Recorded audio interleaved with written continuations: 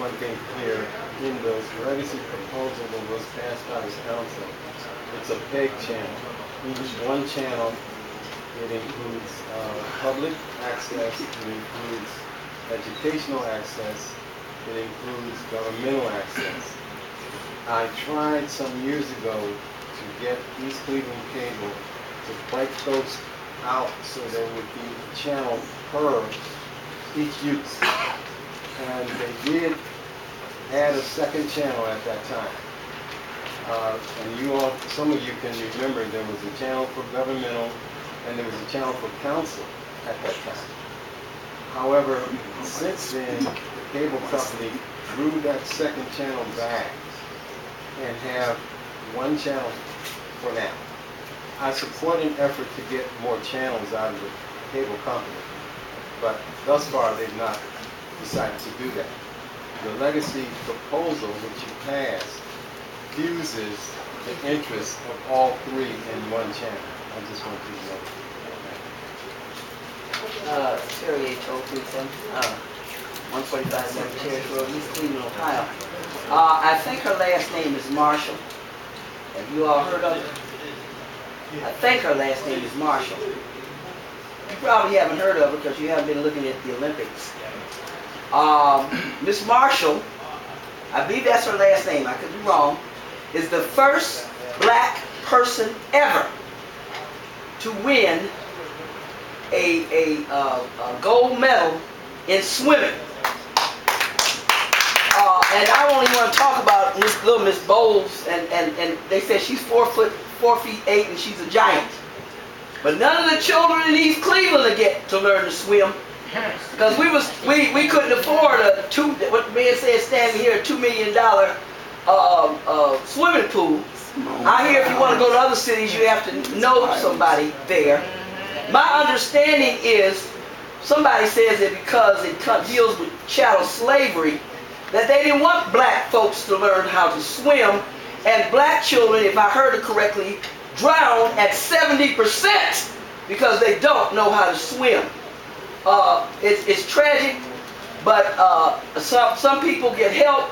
Some of the cities that some of those Olympians that they're on a worldwide screen come from places that got 1,800 people. Hardly have any people in the city at all. But in the black community, we gotta do it better, because we are failing not only the adults, we're failing the children. They are the future, and we're failing them very badly. The name is Pacola Stanberry. Speak up, Ms. Stanberry. Speak Oh, up. the name is Pacola Stanberry, 1655 Greenline.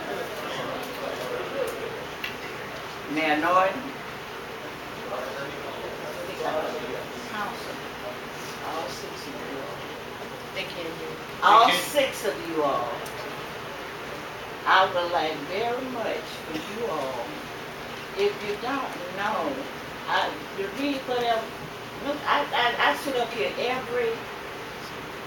not every, meeting. Listen at old maid do the charter, and some of that stuff. Now my age, I done got kind of, I can't remember too much, but I know just about what he be talking about, because he done talked to so much, I just about know it all. If you all would read and understand what you read and do your job, what you're supposed to do, this city would be great.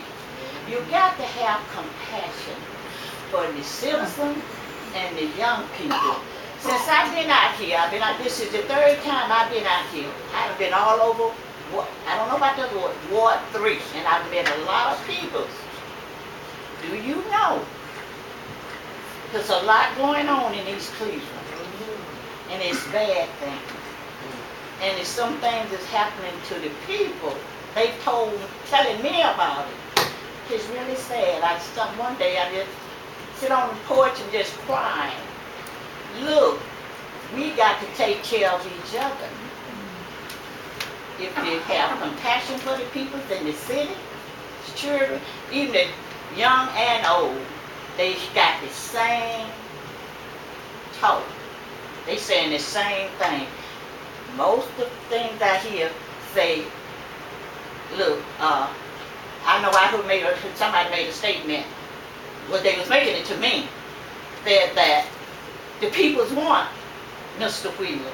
I have my reason for all of you all of everybody sitting up here. It's not that I dislike, I love everybody. I'm a people person. I love everybody. I'm going to treat you like I want to be treated. If you do your job and learn what you're supposed to learn up here, this city will be great. But you're not doing your job. And I'm going to stand firm on what I believe in. You all is not doing your job. If you were doing your job and going by that, whatever old maids be talking about, we wouldn't have this problem. We would be a great city. I've been here about 54 years. I've never seen it so bad until this mayor got in there. He can't go no further. Everybody ain't saying he's a good man. Ain't nobody ever saying he's a good council, president council. They not saying that. What I'm hearing is not for real. They do not like it, but they ain't got the guts enough to stand up and do what they're supposed to do. No problem. Don't want to hear the truth. Don't want to hear what's out there. It's out there. They don't want you all. Mr. President, I have a question. You ain't doing your job. They don't want you, and I wouldn't lie. Them folks out there ain't lying. I stood before this council administration and asked a question in reference to Excuse me for 1 second. into Mr. O'May, this is your second time up here on the open. yes, and that's You can't do that. we spoke. Well, You someone else spoke. spoke. You spoke, man. Confirm it. No, sir. I'm sorry. We still got I the council. need to know So I need whether how we we gonna pay the fire department See, because we Mr. did not O'May. renegotiate. Yeah, she's talking about how much you know the charge. If you know the charge, then you know that you already talked Yes, for 3 and, minutes and that's it. and then Thank you. someone else spoke 3 minutes and came back and spoke the second time. I as didn't well. recall that. I didn't know that. Mr. Thank you. Fambro, So, what, the first time he spoke Thank in you. reference to renegotiated Thank contract in reference to that money, Thank you. reappropriate. Thank you. And you came back and Thank you. spoke again, and I came All right. whispered in your ear that he What did I tell you? They don't want to hear the truth. You know, Thank you. I told you. I want to know how you're gonna pay the fine that you've been fined for the fire department. Thank you, Mr. President. Certainly the $5,000. not short, but time. Well,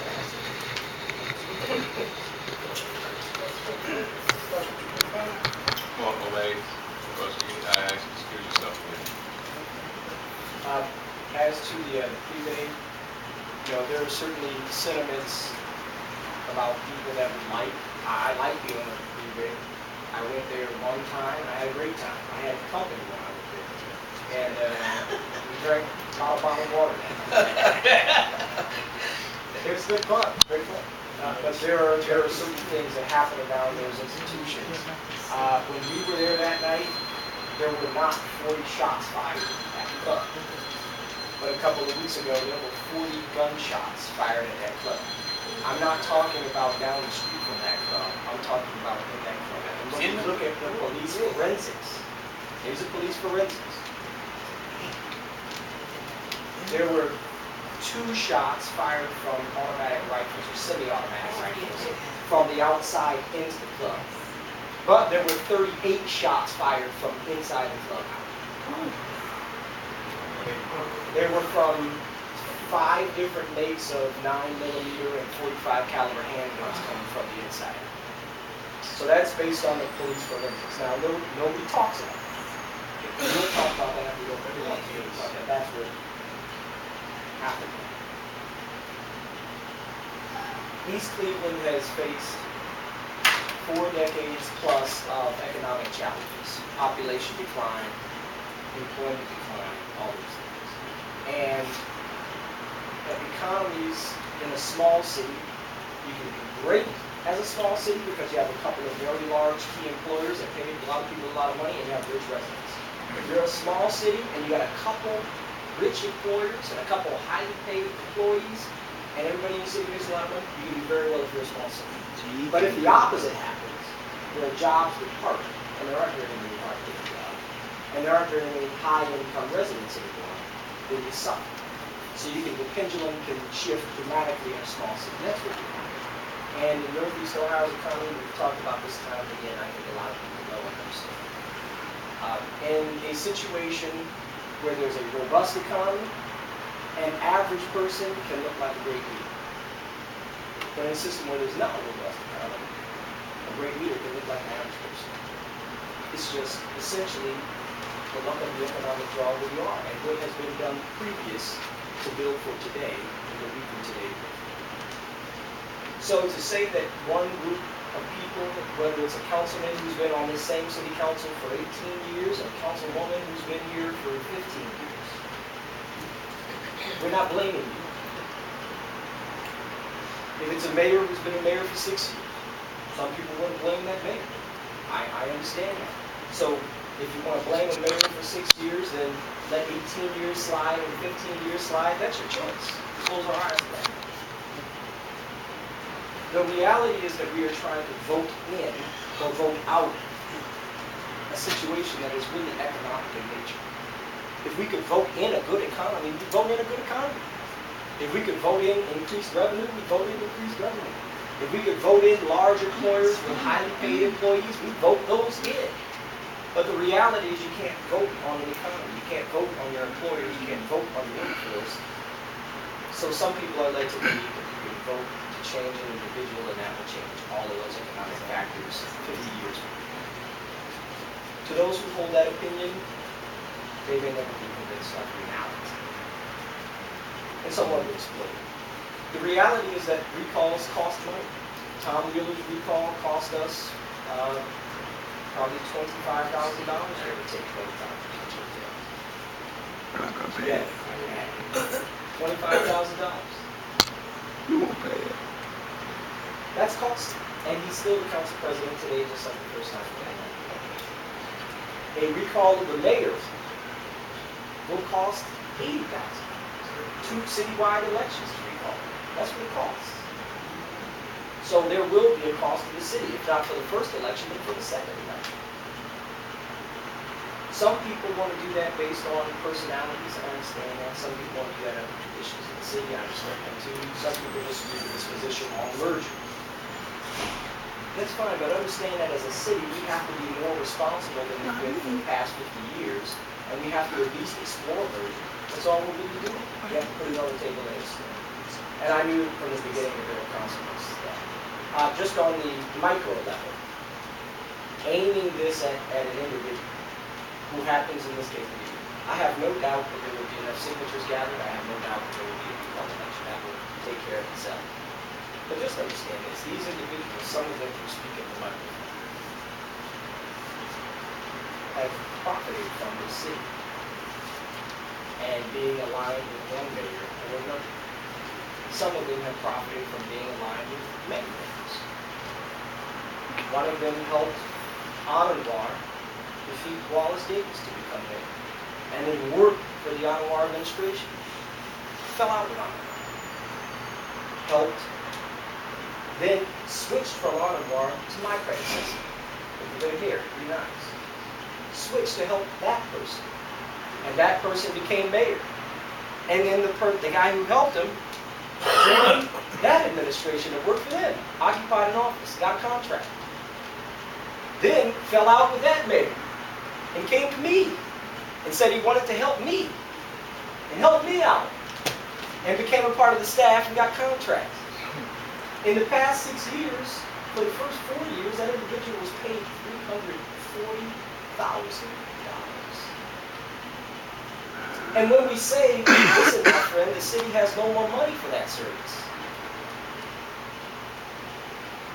If in 4 years you were paid $340,000, and all of a sudden the city and its mayor say, we love you, but we can't afford that service anymore, then of course you're going to try and recall that individual and align yourself with the next mayor, so you can get back on the gravy train. Now, I wouldn't say these things if they weren't true. Oh, come on. I wouldn't say these things if they weren't true. Come on. But that's the way that East Cleveland functions.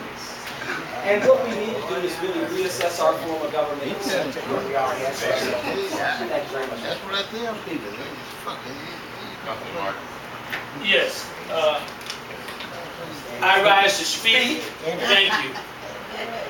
Let me do the announcements first.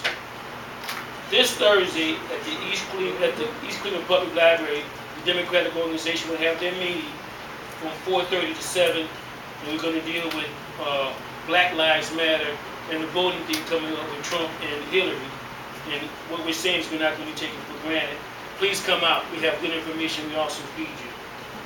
I need to deal with something that's on my heart right now, and that is the kids getting a chance to learn the cable business, to do the video and all like that.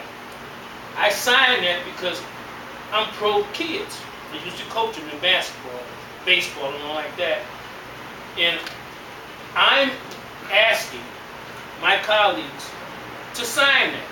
There's no reason why that should have gone forward a month ago. I've been a strong advocate of that. There's no reason why this channel shouldn't be up and going. We have bright young kids. I talked about a kid from Shaw, Anthony, I can't remember his name, but Bryce. He got the scholarship from Bill Gates that goes beyond 4 years. It's phenomenal. We have great kids. So why would we procrastinate and delay something that's going to benefit the kids? There's no conflict. They get their own channel, and they'll probably do phenomenal things. We'll see the Cardinals nation. We'll see the basketball, the baseball, the football, all the things that they do, and the mock team and all like that. So why is this taking so long? We've been discussing this now for 2 or 3 months. Yeah, I can't figure it out.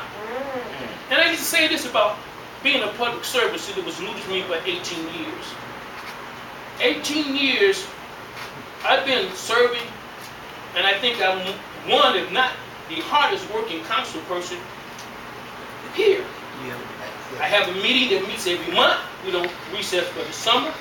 Haven't taken off in years. I'm out there greeting the people. That's why people know me so well. I get calls sometimes at 10 o'clock, 11 o'clock. I get calls on the weekend. I respond. But I go further than that. I go to people so I can see who I'm dealing with.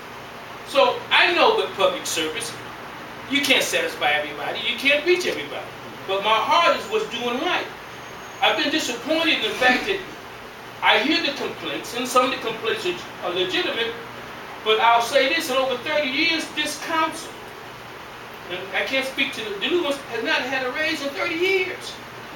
30 years! It's been that long, okay? And that's sad.